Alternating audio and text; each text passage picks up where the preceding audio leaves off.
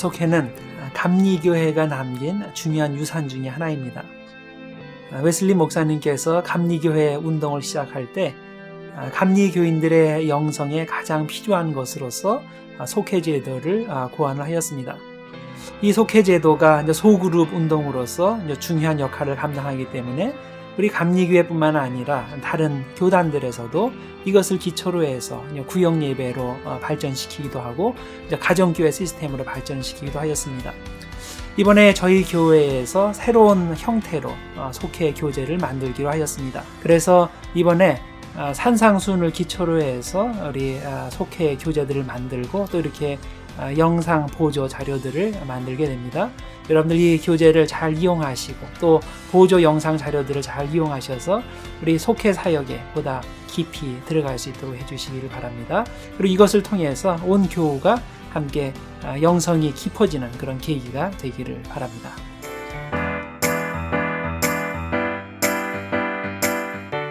비가 올 때까지는 우산을 펴고 다닐 필요가 없다. 생기지도 않은 일을 미리 걱정할 필요가 없다는 말입니다. 이렇게 화창하고 좋은 날 아무 근심이 없으면 좋겠지만 우리는 염려하기 위해 사는 사람처럼 매일매일 여러 가지를 걱정하며 삽니다. 건강하려면 걱정 근심을 하지 말아야 한다고 하는데 아무런 근심과 걱정 없이 산다는 것이 과연 가능할까요? 정말 아무런 근심과 걱정 없이 사는 것이 성경적일까요? 너희 중에 누가 염려함으로 그 길을 한 자라도 더할 수 있겠느냐는 예수님의 말씀 때문에 걱정하고 염려하는 크리스찬을 믿음이 약한 신자로 여기는 경향이 있습니다. 그런데 비가 올 때까지 우산을 펴지는 않더라도 외출 전에 비가 올지 안 올지를 생각해보고 우산을 들고 나가는 것을 괜한 걱정을 한다고 할 수 있을까요? 근심과 걱정에 쌓여 사는 것은 우리의 정신적 건강을 해칠 뿐 아니라 믿음 없이 사는 신자의 모습 같기도 합니다. 정말 아무 걱정 없이 사는 것이 과연 믿음 있는 신자의 모습일까요? 예수님께서 말씀하신 염려하지 말라는 말씀의 참 의미가 무엇인지, 그리고 어떻게 하면 염려 없는 삶을 살 수 있는지 오늘 말씀을 통해 깊이 생각해 보시는 시간 가지시기 바랍니다.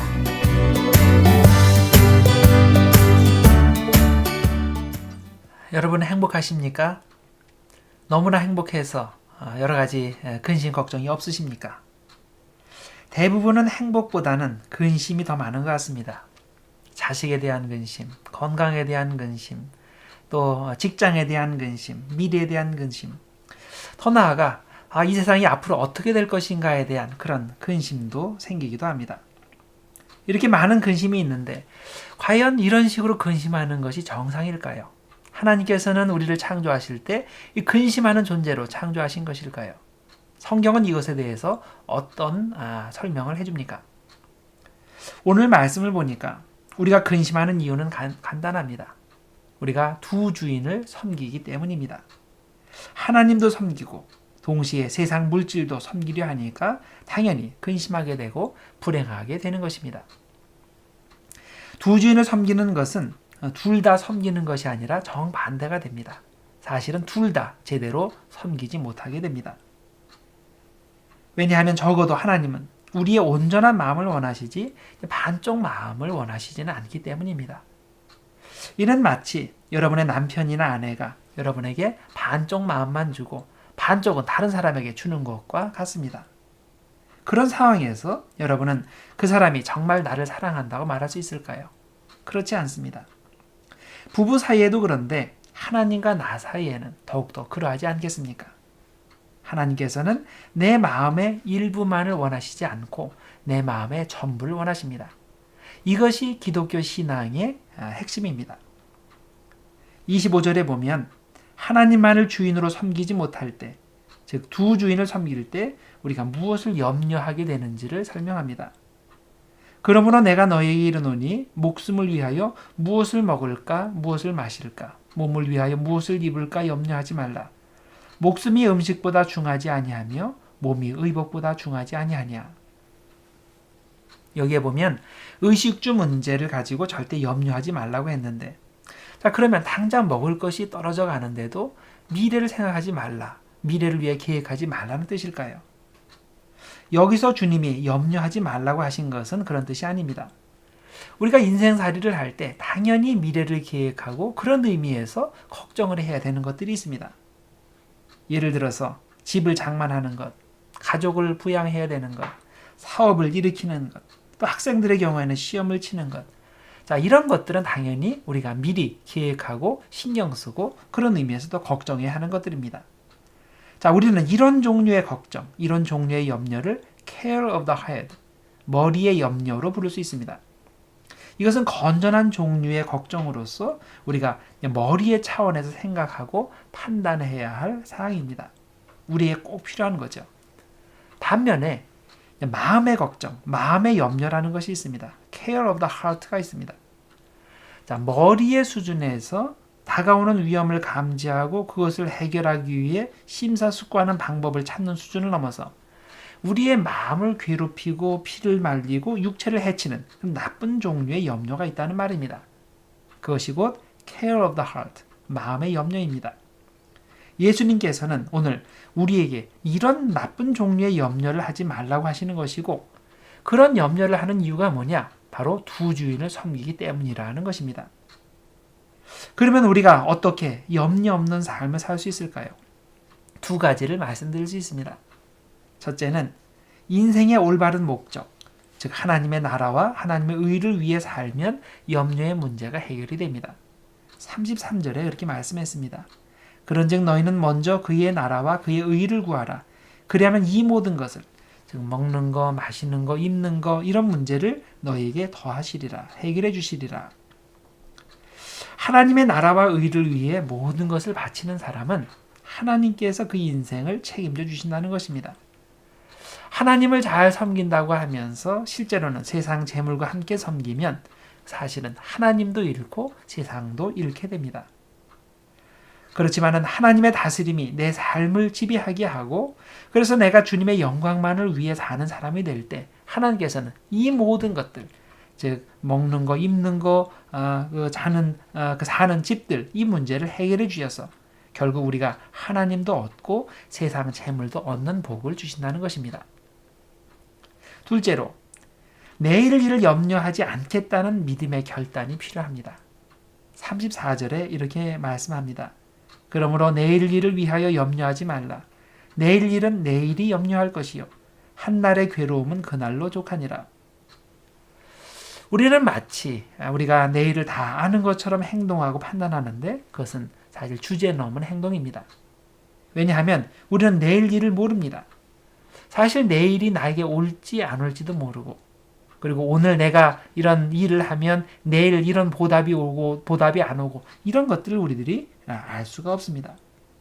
나는 단지 오늘 하나님의 말씀대로 충실하게 순종하면 되는 것이고 내일은 하나님께서 신경 써주실 영역입니다. 하나님께서 신경 쓰실 것을 왜 내 것도 아닌데 내 것이냐 미리 신경 쓰며 염려하느냐는 겁니다. 그래서 34절에 내일 일을 위하여 염려하지 말라. 내일 일은 내일이 염려할 것이다 라고 하는 것입니다.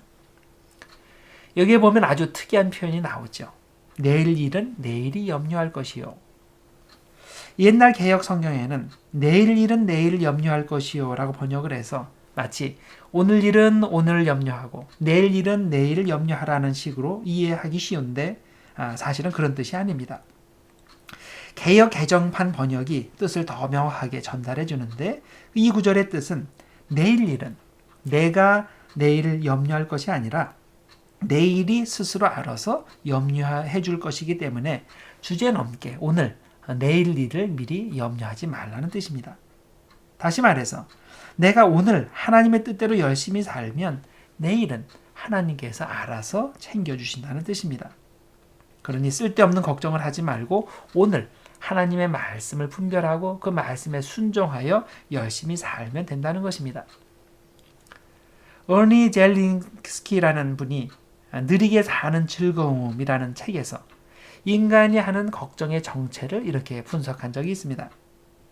우리가 하는 모든 걱정의 40%는 절대로 일어나지 않을 일이고 30%는 이미 일어나 버린 일이고 22%는 사소한 일이고 4%는 그 일이 일어나도 우리가 절대 해결할 수 없는, 절대 변화시킬 수 없는 그런 문제라는 겁니다.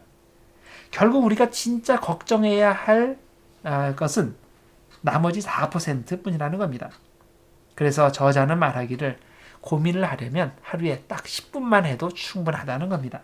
나머지는 다 쓸데없는 고민이니까 우리는 항상 긍정적인 사고를 가지고 긍정적으로 일에 열심을 내야 된다는 것입니다.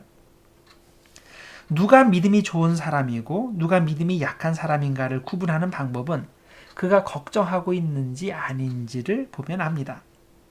아무리 겉으로 볼 때 교회에 열심이고 또 경건생활 열심히 하는 것 같아도 걱정 근심에 쌓여 있고 그 입에서 항상 부정적인 말이 나오면 그 사람은 믿음이 없는 사람입니다.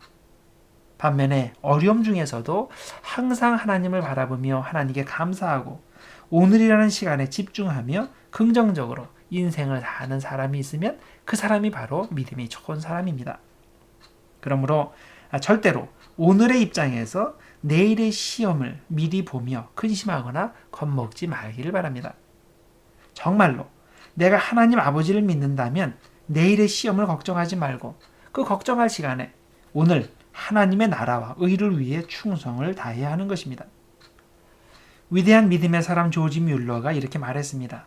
걱정이 시작되면 믿음은 끝이 나고 믿음이 시작되면 걱정이 끝이 난다. 우리의 관심은 오늘이어야 합니다. 어제는 이미 지나간 시간입니다. 걱정해도 소용없습니다. 미래는 나의 것이 아닙니다. 미래를 걱정하는 것은 쓸데없는 걱정이 되고 하나님에 대한 불신앙이 됩니다. 우리는 오늘을 하나님의 말씀에 순종하며 살면 되는 것입니다. 오늘 하나님 나라를 위해서 하나님을 믿고 충성을 다하면 됩니다. 그럴 때 우리가 한 주인 하나님만을 섬길 수 있고 하나님께서 주시는 하늘의 평안, 하늘의 기쁨을 누릴 수 있습니다.